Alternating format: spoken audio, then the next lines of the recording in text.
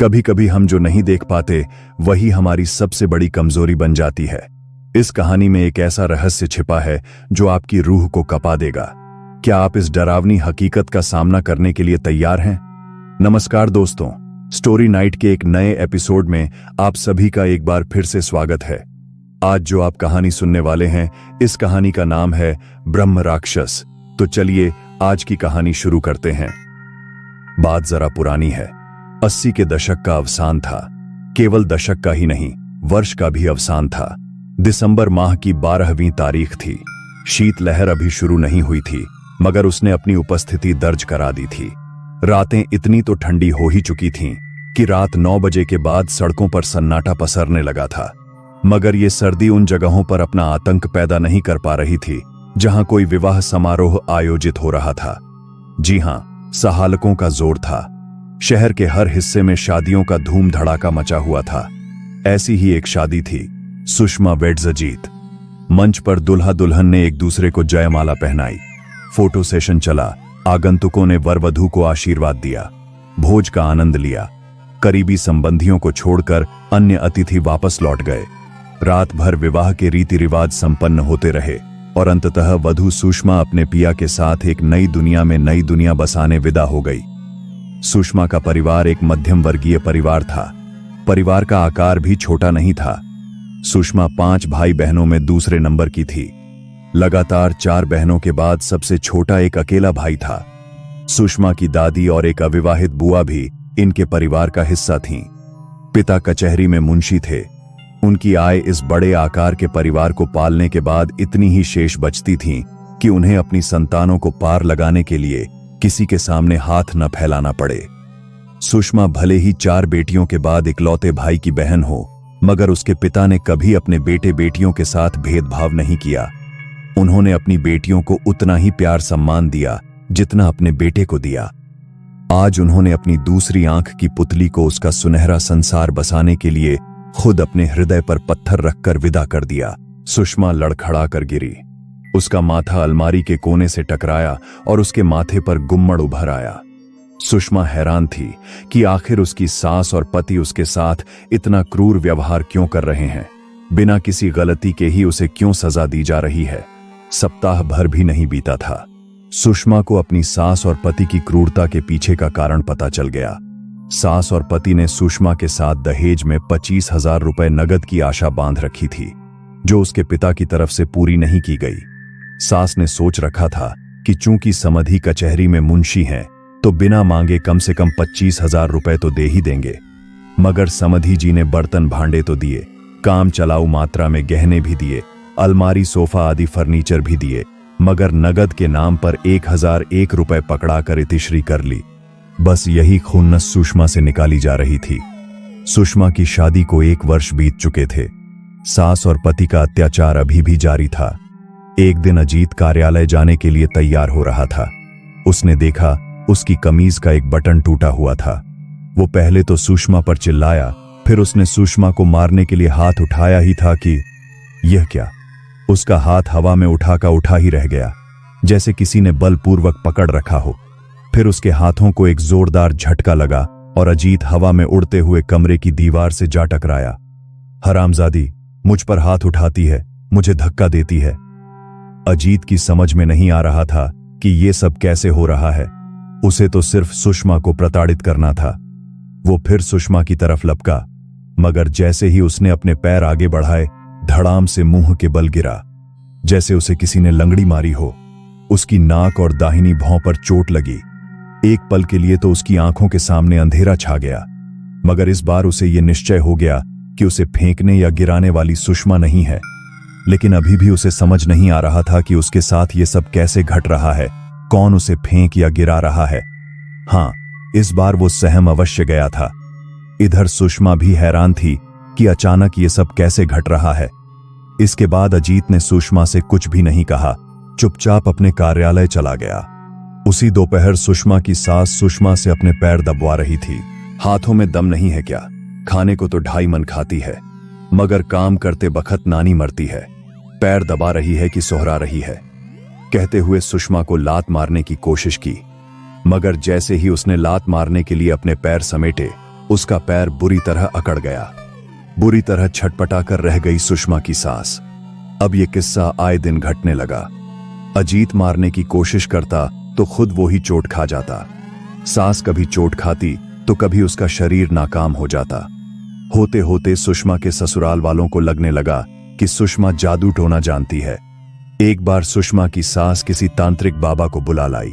तांत्रिक बाबा ने पहले तो स्पष्ट किया कि सुषमा के पास ऐसी कोई विद्या नहीं है, फिर बाद में बताया कि उसके घर पर किसी ब्रह्म राक्षस का साया है और वो ब्रह्म राक्षस किसी के काबू में आने वाला नहीं है। बहरहाल वो तांत्रिक हनुमान जी की शरण में जाने की सलाह देकर विदा हो गया।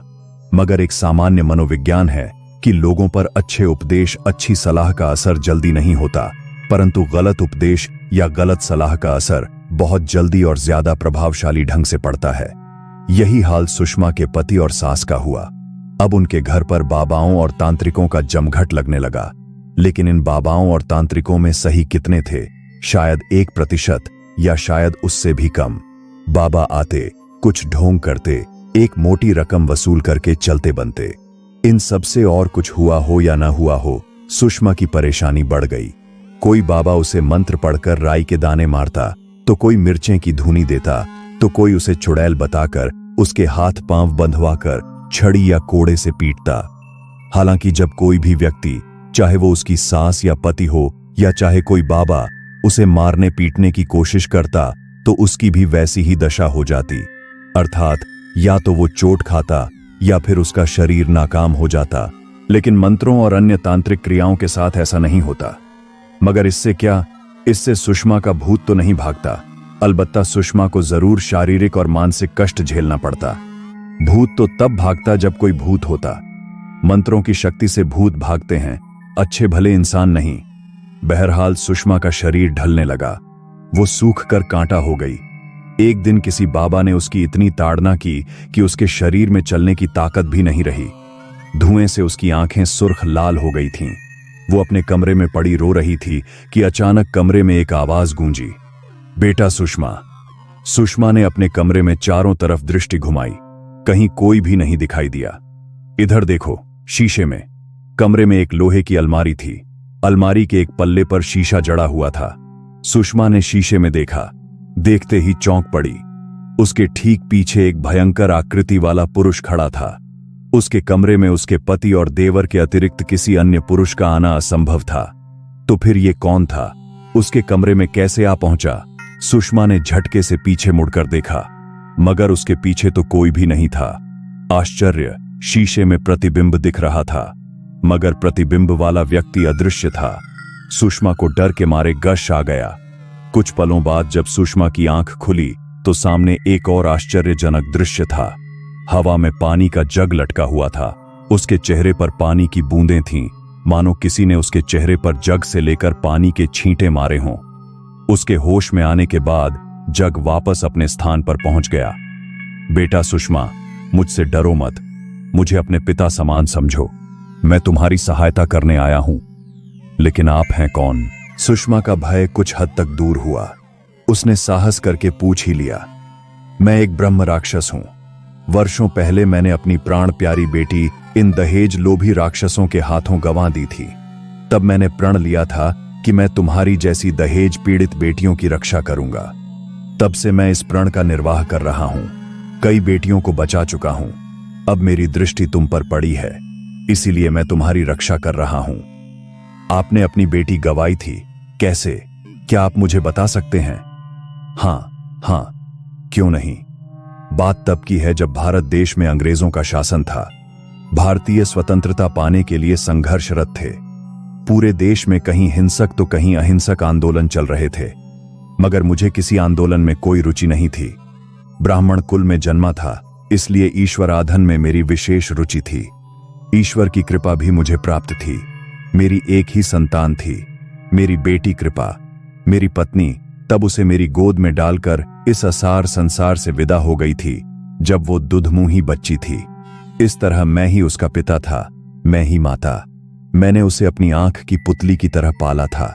उन दिनों लड़कियों की शादी बहुत कम आयु में कर दी जाती थी। मैंने भी अपनी बेटी की शादी 13 वर्ष की अवस्था में कर दी। उन दिनों शादी के बाद गौने का रिवाज था। 15 वर्ष की आयु में मैंने उसका गौना भी कर दिया। उसे उसकी ससुराल भेजकर मैं तीर्थ यात्रा करने निकल गया। 3 वर्षों तक मैं इस तीर्थ से उस तीर्थ घूमता रहा। एक दिन अचानक मुझे मेरे चचेरे भाई का तार मिला। तुरंत वापस आओ। तार पाते ही मैं वापस लौट पड़ा। घर पहुंचकर सबसे पहले मैं अपने चचेरे भाई से मिला। मैंने उससे तार देने का कारण पूछा। उसने जो बताया उसे सुनकर मेरे पैरों तले जमीन खिसक गई। मेरी कृपा अस्पताल में भर्ती थी। मेरे भाई ने बताया कि कृपा के ससुराल वालों ने उसे बुरी तरह जला दिया है। वो लोग तो उसे जिंदा जमीन में गाड़ देना चाहते थे, मगर उसके पड़ोसियों ने कुछ समाज सेवकों के साथ मिलकर उसे न केवल ससुराल वालों से बचाया बल्कि उसे अस्पताल में भर्ती भी कराया। कृपा की दुर्दशा सुनकर मैं अस्पताल भागा, लेकिन जब मैं अस्पताल पहुंचा तब तक मेरी कृपा मुझसे बहुत दूर जा चुकी थी।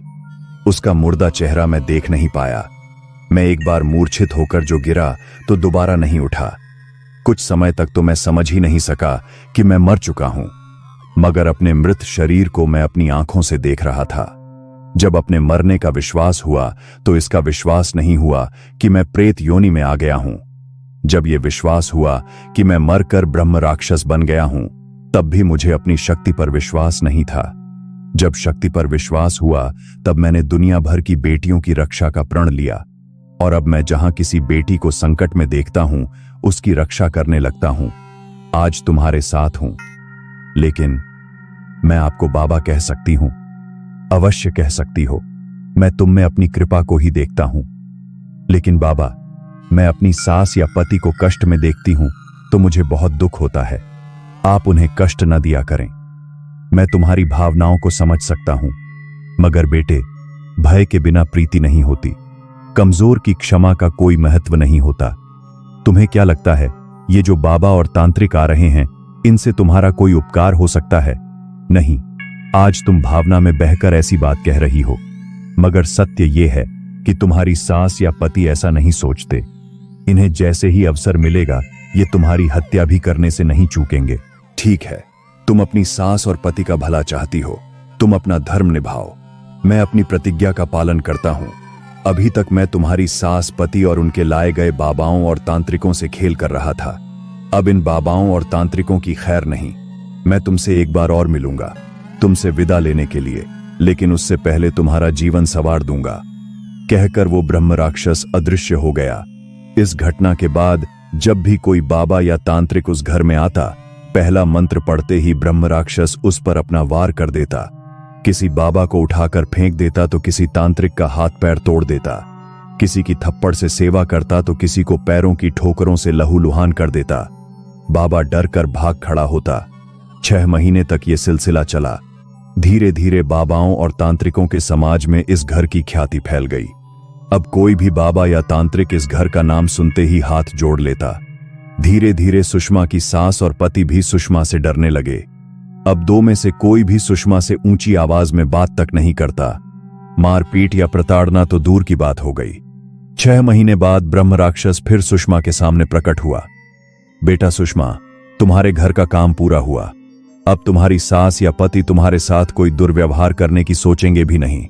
फिर भी यदि कभी मेरी आवश्यकता हो तो अपने घर की छत पर कोई भी लाल कपड़ा लटका देना। मैं तुरंत तुम्हारी सहायता के लिए आ जाऊंगा। अब मैं जाता हूं, अपनी किसी और बेटी के जीवन की रक्षा करना। आज सुषमा एक भरी पूरी गृहस्थी की स्वामिनी है। उसकी 2 बेटियां और एक बेटा है। उसकी तीनों संतानें उच्च शिक्षा प्राप्त कर रही हैं। सास एक अरसा हुआ इस असार संसार से विदा हो चुकी हैं। दोनों नंदें अपने अपने घर की हो गई हैं। देवर भी सेटल होकर अपनी दुनिया में रम चुका है। अजीत भूलकर भी उस पर हाथ उठाना तो छोड़ो, गुस्से से देखता भी नहीं। काश कुछ ऐसे ब्रह्म राक्षस और होते जो इस पवित्र भारत भूमि से ही नहीं अपितु पूरे संसार में फैले अत्याचारों से जीव मात्र को मुक्ति दिलाते। काश ऐसा हो सकता। तो ये थी आज की ब्रह्म राक्षस की कहानी। तो दोस्तों, आपको ये कहानी कैसी लगी? अगर आपको आज की कहानी अच्छी लगी हो तो कृपया एक लाइक कर दीजिए। हम विदा लेते हैं, आपसे फिर मुलाकात होगी एक नई कहानी के साथ। तब तक के लिए अपना ख्याल रखिए। अलविदा।